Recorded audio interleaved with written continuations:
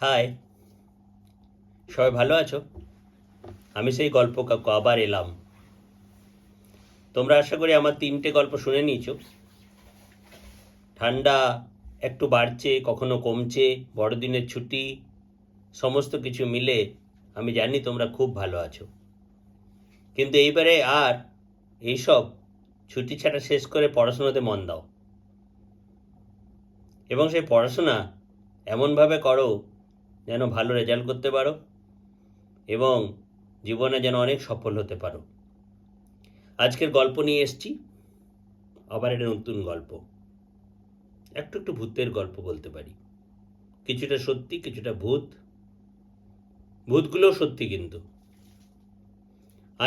আজকের গল্পটার নাম হলো চার ভাই।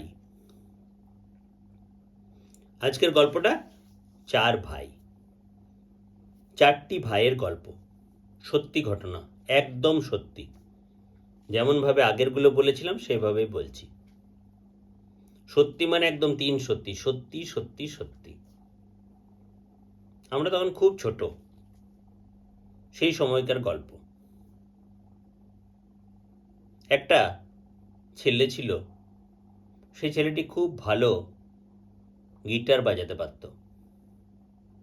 খুব, এত ভালো গিটার বাজাতে পারত যে আমরা ভাবতাম এটা কি এমন বাদ্যযন্ত্র যেটা ও বাজায়, প্রত্যেক দিন কাঁধে করে করে নিয়ে যায়। আমার গল্পটা কিন্তু শুরু হয়ে গেছে, বুঝতে পারছো তো? চার ভাই।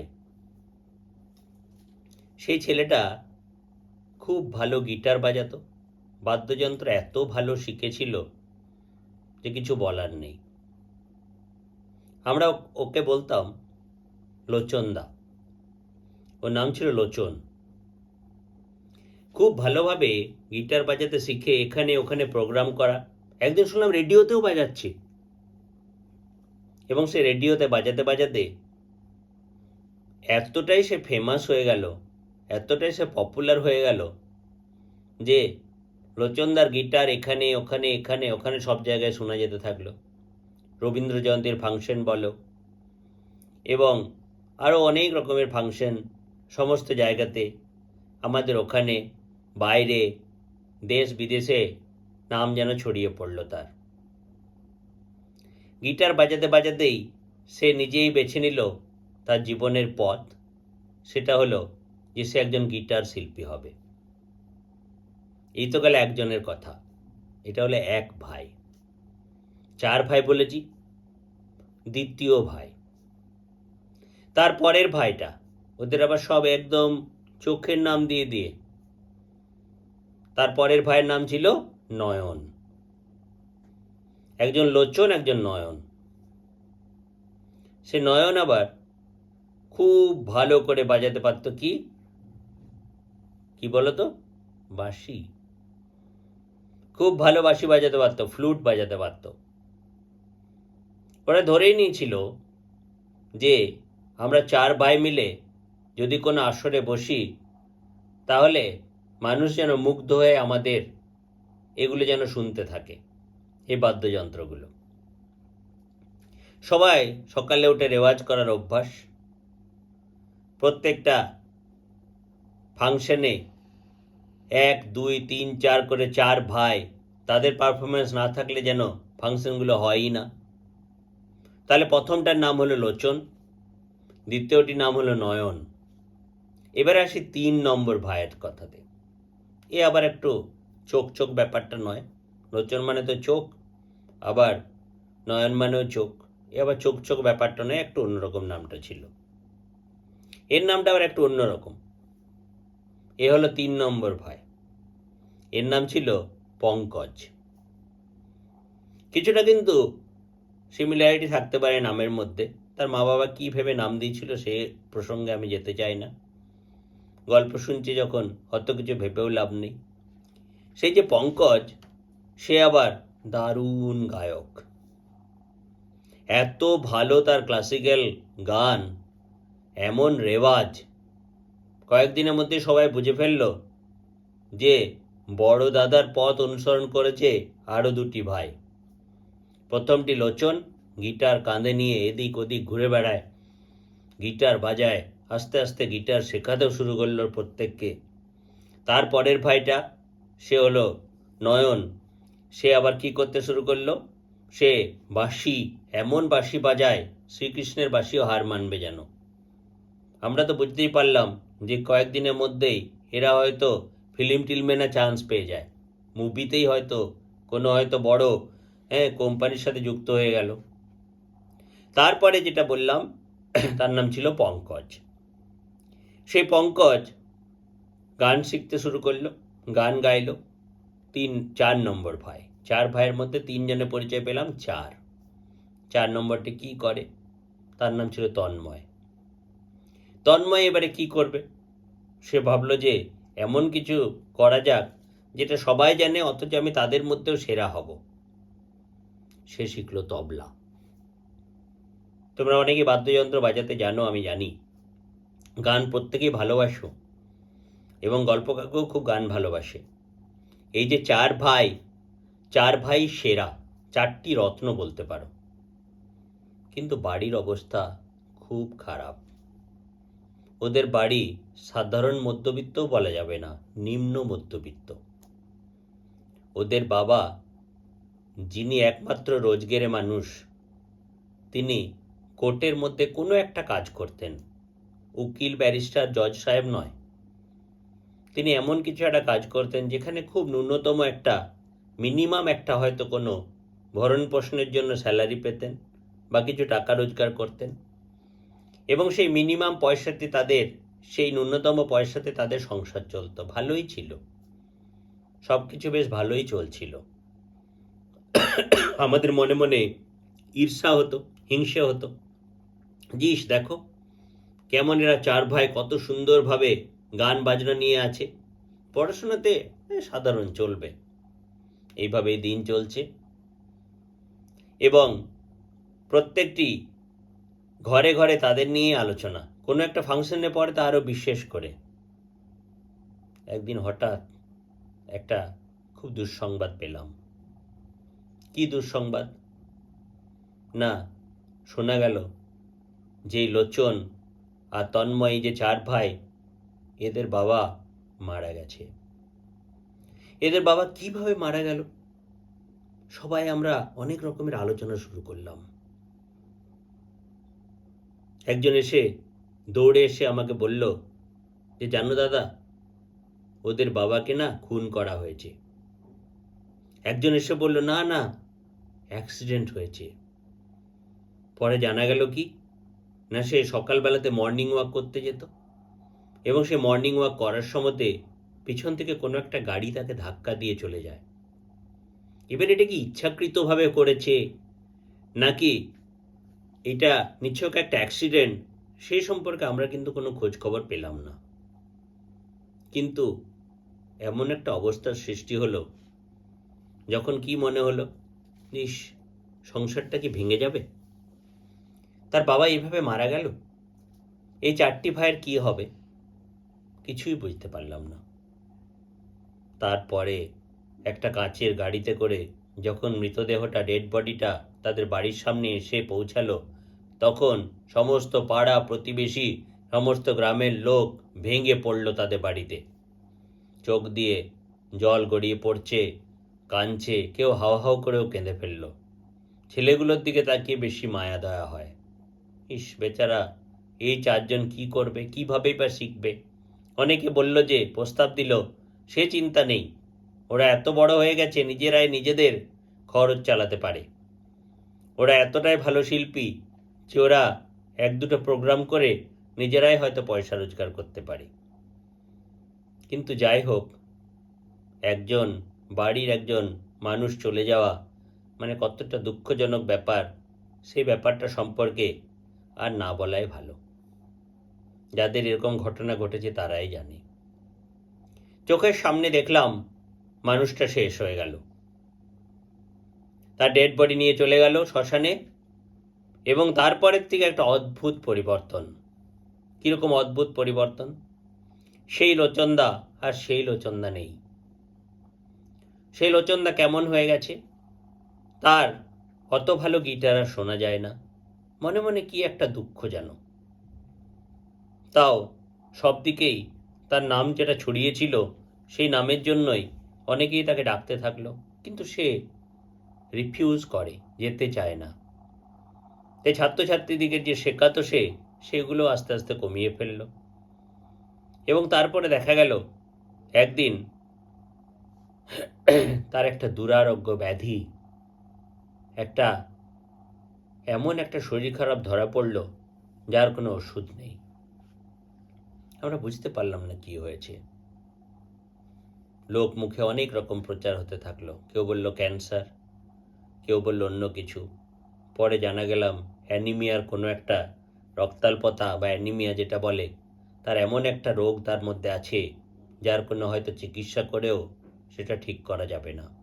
আর যদি চিকিৎসা করাতেও হয়, এমন কিছু করাতে হবে যে জিনিসটা হয়তো তাদের পক্ষে করা সম্ভবই নয়। এই তো গেল লোচনদার কথা।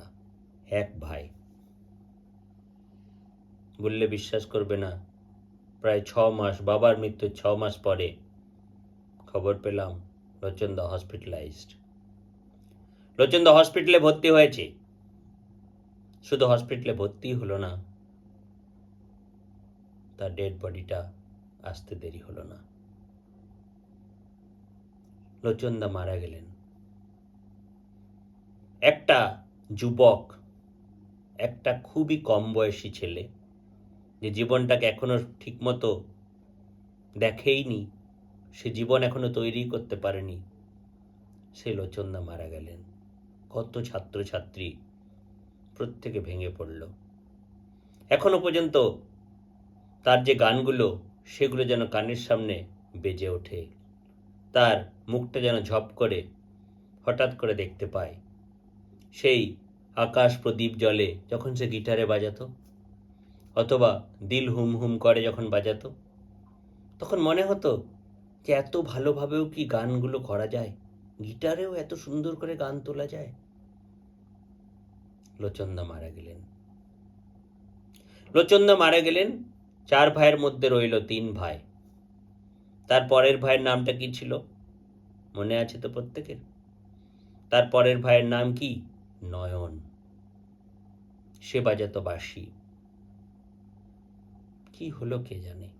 দাদার মৃত্যুতে, বাবার মৃত্যুতে বড় ভাই এবং দাদার মৃত্যুতে নয়ন সম্পূর্ণরূপে ভেঙে পড়ল। নয়ন আর বাঁশি বাজায় না। সে এখন কোনোভাবে পড়াশোনা করে এবং কিভাবে যে সে থাকে সে নিজেই জানে। পাগলের মতো, উদ্ভ্রান্তের মতো ঘুরতে থাকলো এদিক ওদিক। একদিন খবর পেলাম নয়ন নাকি নিরুদ্দেশ হয়ে কোথায় পালিয়ে গেছে। পরে জানা গেল যে নয়ন মারা গেছে। নয়নও সুইসাইড করেছে। সে একটা বড়, আমাদের ওখানেই একটা ড্যাম আছে, সে একটা ব্যারেজ আছে, তার উপর থেকে নদীর জলে ঝাঁপিয়ে পড়েছে। এবং নদী থেকে যখন ডেড বডিটা তুলে আনা হলো, তখন কোনো মানুষ আর কান্না চেপে রাখতে পারল না। নয়নও মারা গেল। এবং 2 ভাই এবং বাবার অকস্মাৎ মৃত্যুতে আর 2টি ছোট ভাই যে কি করবে, পঙ্কজ আর তন্ময়, কিছুই বুঝে উঠতে পারলাম না। সবাই স্নেহ মায়া মমতা দিয়ে তাদেরকে বসাতে থাকলো। কেউ বলল ভেঙে পড়িস না, যা হয়েছে ভুলে যা, তোদের নিজস্ব জীবন আছে, তোরা নিজের জীবনকে তৈরি করে ফেল। যে গান গাইতো তাকে বলা হলো, সবাই মিলে এনকারেজ করা হলো, উৎসাহিত করা হলো, তুমি গান ছেড়ো না কিন্তু।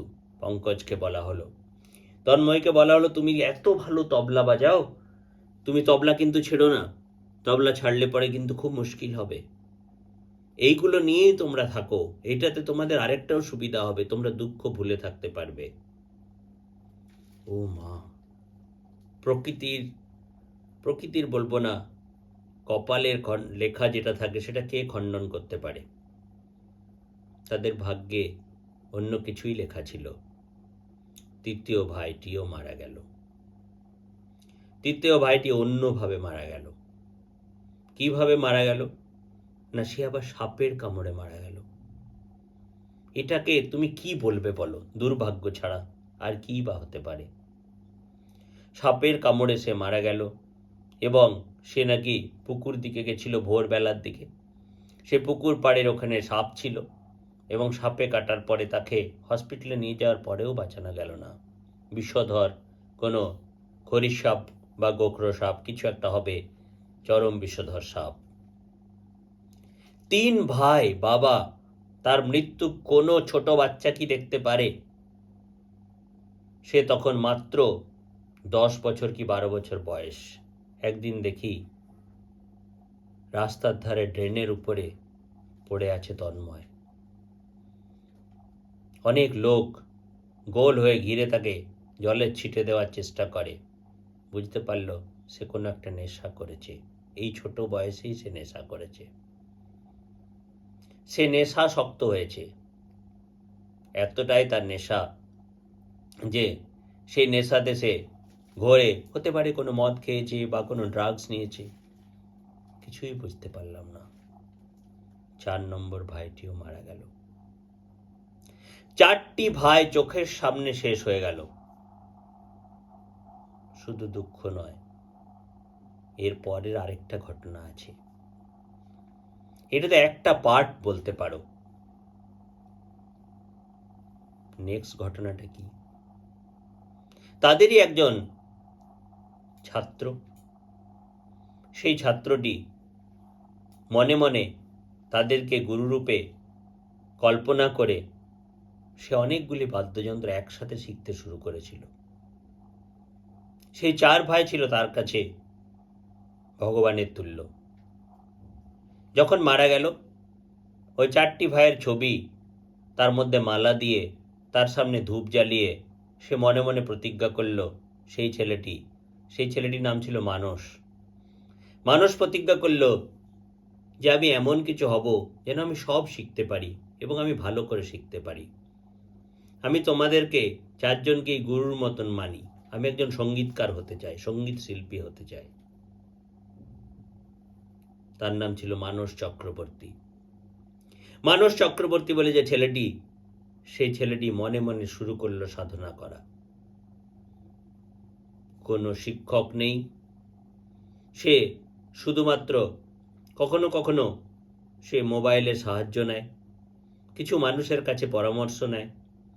এইভাবে সে শিক্ষা শুরু করলো। গিটার কিনল সে।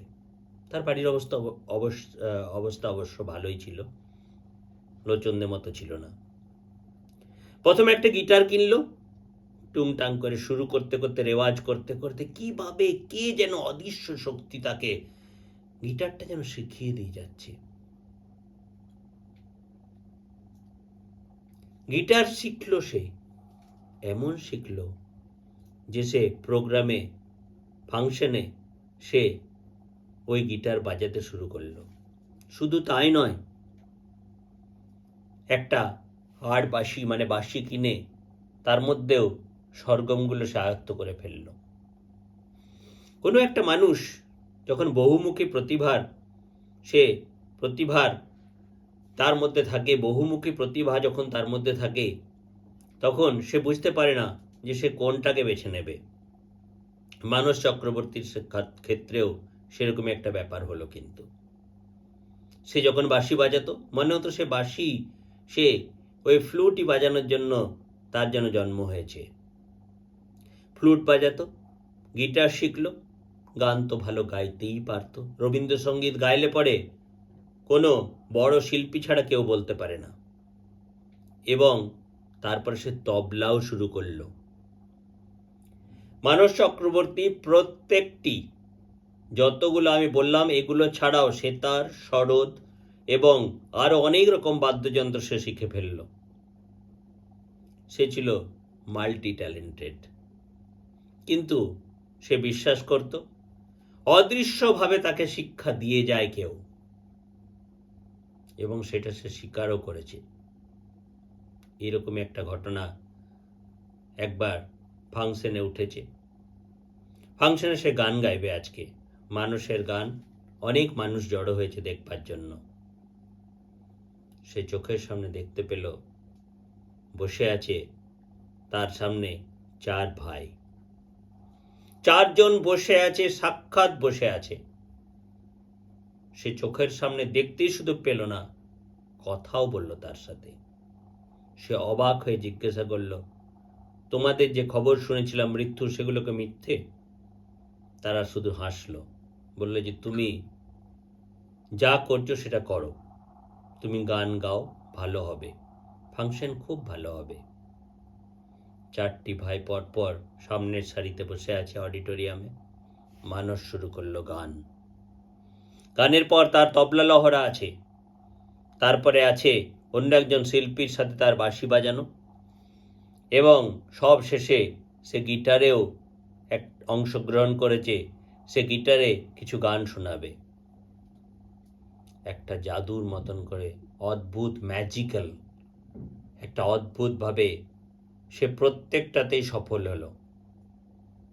সে বুঝতে পারল সে অদৃশ্য শক্তিগুলো, যাকে সে প্রত্যেক দিন পুজো করে, সাধনা করে, তারা তার সামনে বসে বসে তাকে ক্রমাগত উৎসাহিত করে চলেছে। এবং তারপরেই বেরিয়ে আসার সাথে সাথেই ঘরে যখন পৌঁছালো প্রোগ্রাম শেষে, এবং ঘরে পৌঁছে পড়ে সে নিজে ফিল করতে পারল, সে অনুভব করতে পারল যে ওই 4 ভাই তার সামনে বসে আছে। এবং সে 4 ভাইয়ের পা ছুঁয়ে প্রণাম করল এবং বলল, আমাকে এই আশীর্বাদ করো যেন আমি সত্যি তোমাদের মুখ রাখতে পারি। এরকমভাবেই মানস চক্রবর্তী আস্তে আস্তে আস্তে আস্তে বড় হয়ে একজন সঙ্গীতকার হিসাবে নিজের পরিচয় পেল। এবং একদিন দেখা গেল সে ফিল্ম বা মুভি, সিনেমা যেটাকে বলি আমরা, তার সঙ্গীতকার হিসাবে পৃথিবীর মানুষের কাছে, সমস্ত ভারতবর্ষের মানুষের কাছে জনপ্রিয় হলো। মানস চক্রবর্তীর নাম অনেকে হয়তো শুনে থাকবে, মানস চক্রবর্তী, কিন্তু মানস চক্রবর্তীর এই যে সফলতা, তার পিছনে কার হাত আছে সেটা কিন্তু শুধুমাত্র মানুষ জানে। তাহলে এখানে আজকে আমাদের গল্প শেষ হলো। খুব সাধারণ গল্প, কিন্তু একটাই শিক্ষা এখান থেকে আমরা পাবো যে মনে মনে কল্পনা করেও আমরা গুরু রূপে যদি কারো আরাধনা করি, সে একলব্যের মতো, তাহলে কিন্তু আমরা জীবনে সফল হতে পারি। এটা কিন্তু একটা সত্যি ঘটনা, সত্যি ঘটনা। যদি আমি নামগুলো সব পাল্টে দিয়েছি, সমস্ত নামগুলো আমি কিন্তু পাল্টে দিলাম। এই জন্যই নামগুলো পাল্টে দিলাম যে যারা সত্যিকারের এই মানস চক্রবর্তী, অন্য কিছু নাম আছে, এবং এই নামের যেসব ব্যক্তিরা আছে তারা হয়তো মনে মনে দুঃখ আনন্দ যাই পাক না কেন, এটার সাথে কোনোভাবেই সম্পর্ক করতে পারবে না, কারণ এই গল্পটা আমার, বলতে পারো, নিজস্ব ক্রিয়েশন। এটা আমার নিজস্ব গল্প, সত্যি ঘটনার সাথে কল্পনাকে মিশিয়ে আজকে গল্প কাকু এই গল্পটি তোমাদের বলল। খুব শিগগির আরেকটা গল্প নিয়ে আসছি। সবাই ভালো থেকো, টাটা।